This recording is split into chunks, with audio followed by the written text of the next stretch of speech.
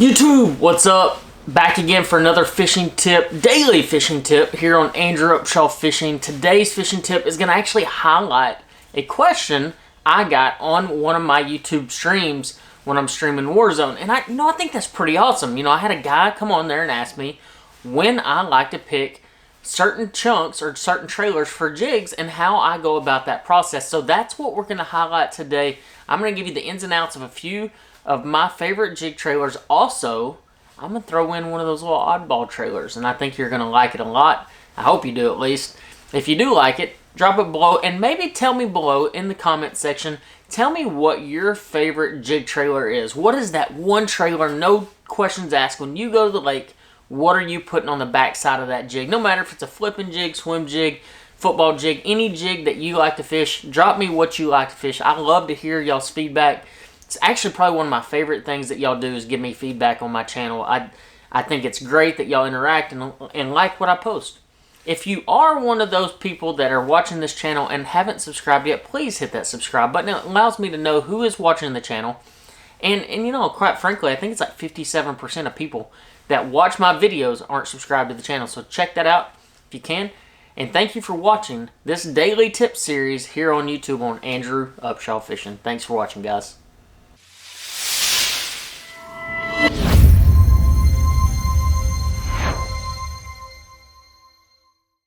Alright guys, welcome back. Today's video is going to highlight a few of my favorite jig trailers to use on kind of across the board. I'm not going to just hone in on one particular jig or anything like that. This is what a jig is. This is a jig. This is the Bitsy flip jig. This is one of my favorite jigs out there. No questions asked. I mean, I've won a lot of money with this thing.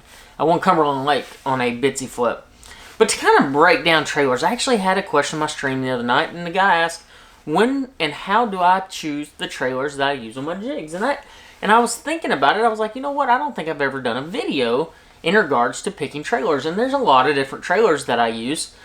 And honestly, not all the trailers I use are going to be highlighted in this video, but quite a few in one particular secret jig trailer that I like to use when I'm fishing in deep water. But let's go and dive into it. And we'll actually start this by talking about where we are now. Like, we'll just say, for instance, pre-spawn, going into the spawn, post-spawn, and then the summertime, maybe a little bit touch on the fall. So, in particular, when I'm flipping a jig or casting a jig in the fall, skipping a jig, something like that, skipping around boat docks, I really like one particular trailer, and that is a Zoom Big Chunk. This is the big salty chunk. I haven't found a good alternative for this trailer yet. It bulks up the jig. It makes it extremely slow fall, extremely subtle jig in the water.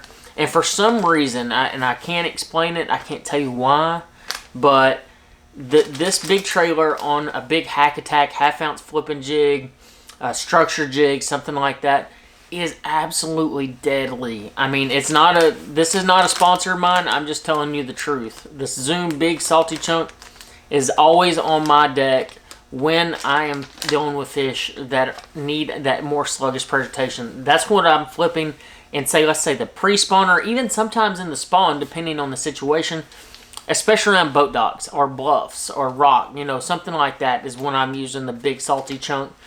It's just a really good chunk.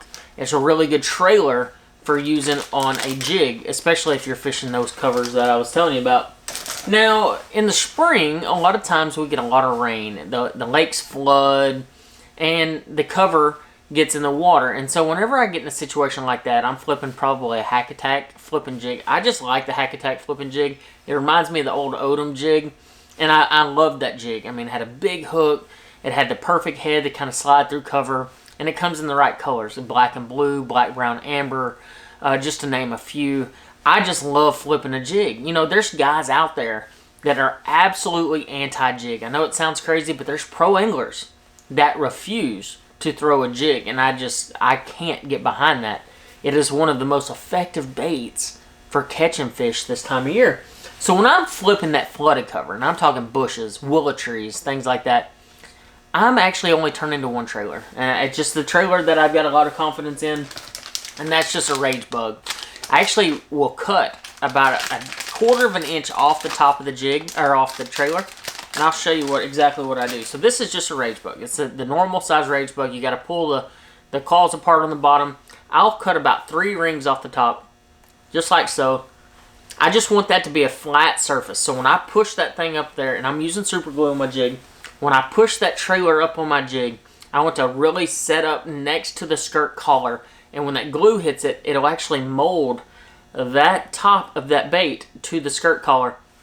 This particular trailer actually will last like 4 to 5 fish a lot of times on a jig. And I like that about it, but it doesn't have an insane amount of action. And that's one thing when I'm flipping heavy cover, I don't want something that has a lot of action, but I want something that does have some action. I want it to kick just a little bit. Most of the time when a fish is eating this through, let's say a jig with a trailer on it, through a bush, it's thinking it's a bluegill. You know, sometimes it's a reaction strike, and sometimes they're just eating it because they're hungry. I mean, it's just, I want to match the hatch the best I can. I'll throw a bunch of different skirts. You know, I've talked about it in other videos. I really like changing my skirts. I actually carry a big skirt box that I can modify skirts. I make a lot of my own skirts as well. And maybe that'll be another video where I show you how I make my skirts and how I go through the process of selecting the colors of my skirts. But, you know, for the sake of this video, this is my number 2 trailer. Absolutely day in and day out. If I'm flipping heavy cover, if I'm throwing a swim jig, I love this as a trailer. I love it. I don't know why. Just this rage bug, it just catches them day in and day out. I actually learned the swim jig trick from Todd Castledine. He got me hooked on it, and I've never turned back. I mean, it's just so good. Now, as the fish start transitioning, and I'm going to say like to the post spawn, summer ledges, and they start transitioning, that's when I go to the rage crawl. A buddy of mine got me hooked on these years ago, way before I was sponsored by Strike King.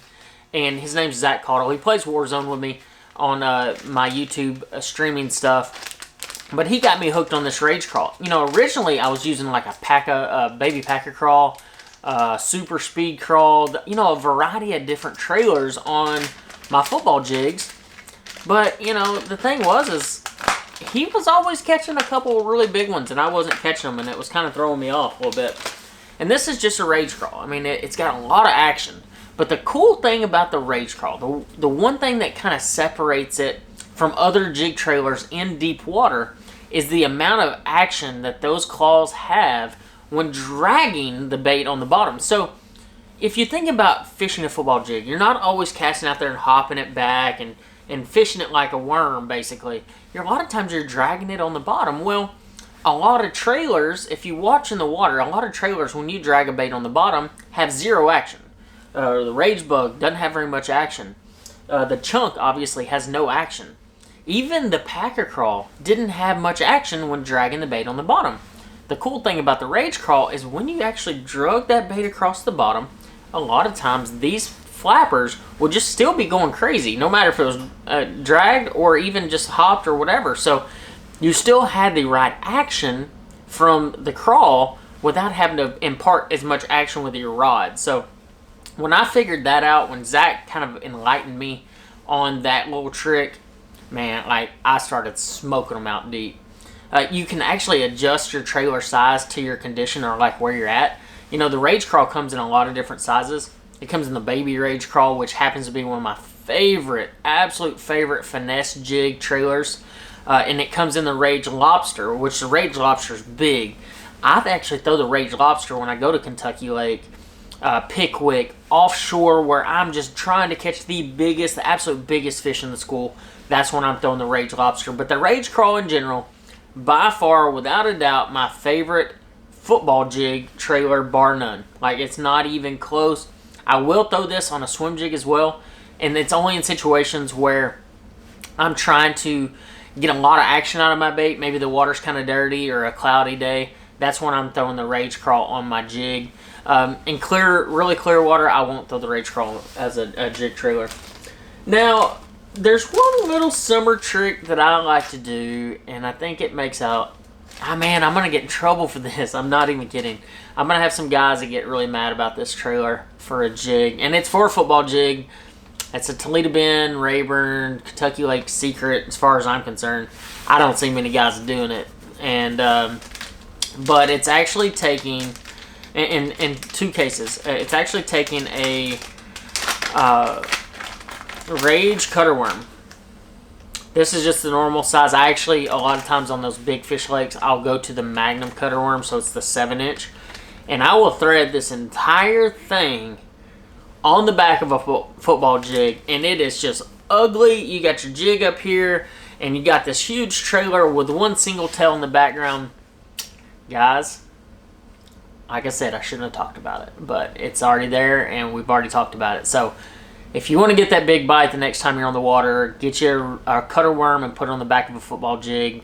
You know, the cool thing about a football jig out deep, and I still love a football jig. Nobody talks about it as much because there's so many great techniques that you can use offshore, but I still love a football jig.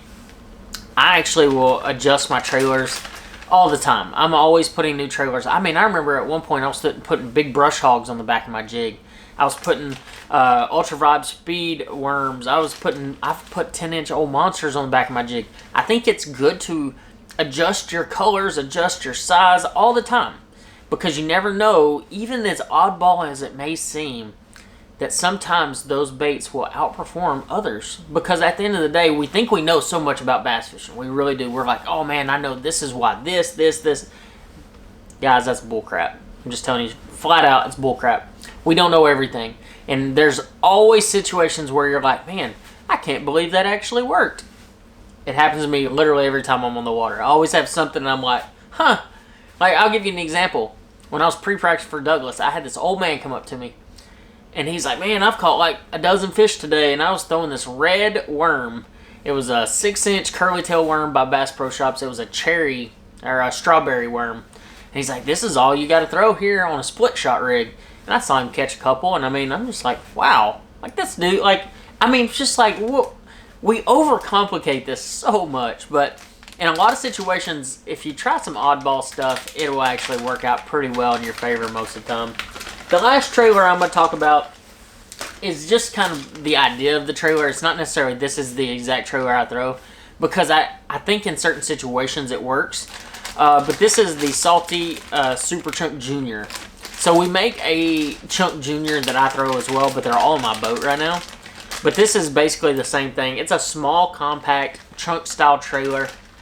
I really like a chunk-style trailer on my finesse jig. And this is one of those that I was talking about, Cumberland, and how I caught him there. Well, I thought I had my jig. I don't know where I put it. Oh, there it is. So my little bitsy flip. So I was actually using two different trailers when I won at Cumberland. I used a chunk style trailer on the 1/2 ounce, and if you notice on this 1/2 ounce jig, it actually has the weight molded to the shank of the hook. Well, you can't thread a trailer over that lead. It's impossible. I've tried it a million times with a million different plastics. It just doesn't work. This 1/2 ounce, you have to use a chunk style trailer. So I was using that Strike King Chunk Junior on here, and I was also mixing in the Zoom Chunk. To me, they're kind of interchangeable. I just like the coffee scent with the Strike King Chunk the best. But on the 1/2 ounce, that's what I was using. On the 3/8, I was actually using the Baby Rage Craw. So I was kind of adjusting my trailers based off the weight of the bait as well, and the current situation where I couldn't actually put the Baby Rage Craw on the 1/2 ounce. But when I'm fishing that little bitsy flip, I really like the small trailers. I like something that has a little bit of action, and I like some that don't have as much action. If I'm dealing with a cold front situation or cold water, I really like the non-action baits, like the chunks. And if I'm dealing with warmer water, I like the moving style trailers, like the Rage Crawl, the Structure Bug, things like that. Guys, I hope this video has enlightened you and helped you pick out the trailer that you're going to use on your jigs the next time you're on the water. It's a little bit different situation, and I know in some cases people like it, don't. You know, I can't help everybody, but I hope this video helps you pick your jig trailers the next time you're out there. Thank you for watching, and I will see you tomorrow.